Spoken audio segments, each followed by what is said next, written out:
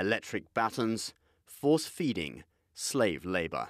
These are accounts published in China-based Lens magazine of what happened inside China's most notorious labor camp, Masandzya. Overseas media, including NTD, have reported on Masandzya for years, but this is the first time a media entity inside mainland China has dared to publish an expose like this. And that's lent credibility to the gruesome accounts of torture that have shocked even seasoned scholars. I was shocked after reading it. I couldn't imagine this happening. In the 21st century, something like this could happen. I'm not sure why the information was allowed to be published. It's been spread online and hasn't been taken down. The article is called Walking Out of Masandzya. It's based on a detailed handwritten diary by former inmate Liu Hua. Another inmate smuggled it out for her in September 2011, though it's unclear what's happened now to Liu Hua herself. According to the article, Masandzya inmates are forced to work up to 14 hours a day, making cotton pants and other clothing. They can have only 3 bathroom breaks per day.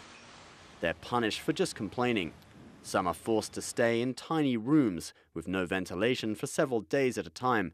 Others are shocked with electric batons or forced to sit on the painful so-called tiger bench. Lens magazine is a subsidiary of Caijing magazine, an often daring financial publication that pushes the boundaries of reporting within China's censorship. Stories of torture at Masandzya first came out 13 years ago in media overseas. In October 2000, overseas rights groups reported that 18 female inmates were stripped naked and forced inside a male prison cell. They were raped and at least 5 died. The women were Falun Gong practitioners. The abuse of Falun Gong is one key detail that the Lens magazine article left out, possibly to make sure the article didn't get censored. Since 1999, the Chinese regime has persecuted the spiritual practice. In fact, since 2000, this US-based website has released more than 8,000 articles about torture that took place in Masandzya labor camp, all directed at Falun Gong practitioners. Now that this is being exposed, it cannot be covered up anymore. After people found out about it, many expressed strong condemnation towards Masandzya.